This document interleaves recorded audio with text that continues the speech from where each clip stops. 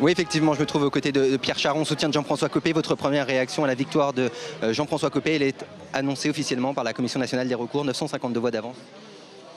Comme quoi, il fallait passer par les statuts du parti et que tous les bureaux litigieux sont en concurrence.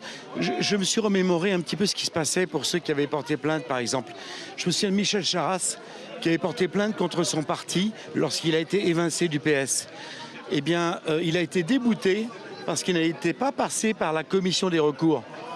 Et donc, il fallait passer par là avant de porter plainte. Porter plainte le samedi matin avant les résultats, c'est au-delà d'inélégant quand on est un homme d'État, au-delà de ça. L'action en justice de l'équipe de François Fillon qui dénonce notamment une fraude industrielle en matière de procuration. Nous avons une action en justice dans le 15e sur une triche presque avérée concernant un délégué de circonscription. Ça fait 4 ans que ça dure.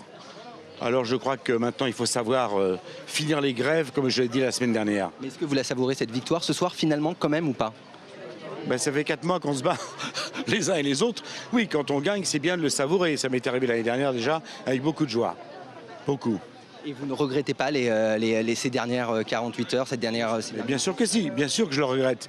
Mais bon, il fallait quand même que le droit l'emporte. Et maintenant, on fait de la politique. Et vous verrez que la politique qui va faire Jean-François Copé va être une politique accueillante, dédramatisante, sympathisante. Ça va se passer comme ça.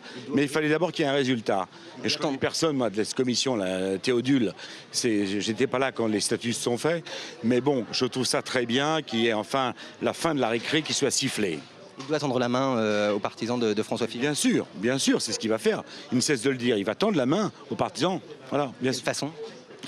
En proposant de venir, de rejoindre la famille. C'est une famille. Allons.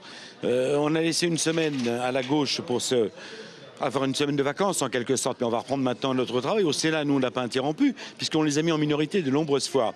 Maintenant, ça va reprendre avec le sigle UMP, qui est le seul sigle qui vaille pour la droite et le centre. C'est tout. Pas de risque de scission des groupes, ni au Sénat, ni à la... Je ne crois pas une seconde aux scissions. Pas du tout. Je ne crois pas. Merci beaucoup, Pierre Charon. Merci beaucoup. Réaction en direct de l'UMP.